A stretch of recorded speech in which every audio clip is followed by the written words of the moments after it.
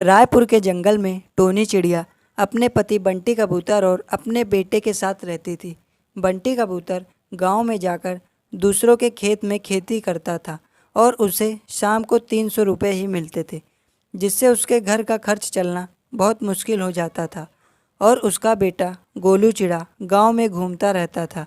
एक दिन उसे एक आम का पेड़ दिखता है और वह पेड़ के पास जाता है। उस पेड़ से आम तोड़ लेता है। उसके हाथ में 2 आम आते हैं और वह उसे लेकर घर आ जाता है और अपनी माँ को देता है। उसकी माँ ने उस आम की चटनी बना दी और गोलू चिड़ा बोला, माँ उसमें थोड़ी चीनी जरूर डाल लेना। टोनी चिड़िया बोली, ठीक है बेटा, मैं उसमें चीनी डाल दूंगी।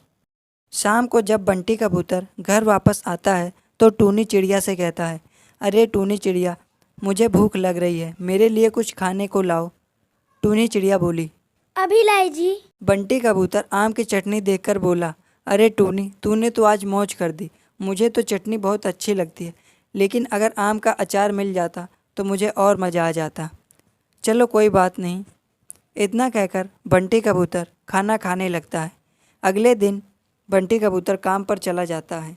दोपहर का समय हो रहा था, तब गोलू चिड़ा आम के पेड़ के पास जाता है और उस थैले में आम तोड़कर घर ले आता है।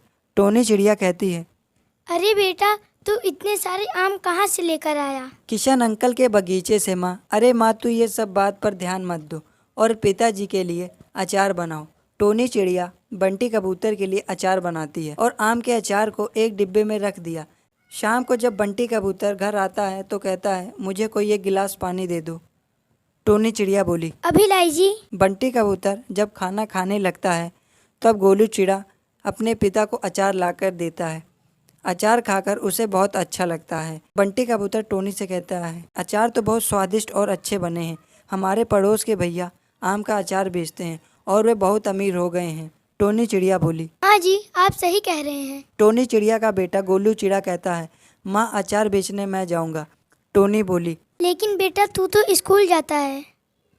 तो क्या हुआ माँ, जब मैं स्कूल से आऊँगा तब अचार बेचने जाऊँगा। ठीक है बेटा, इससे तेरे पिता की सहायता हो जाएगी।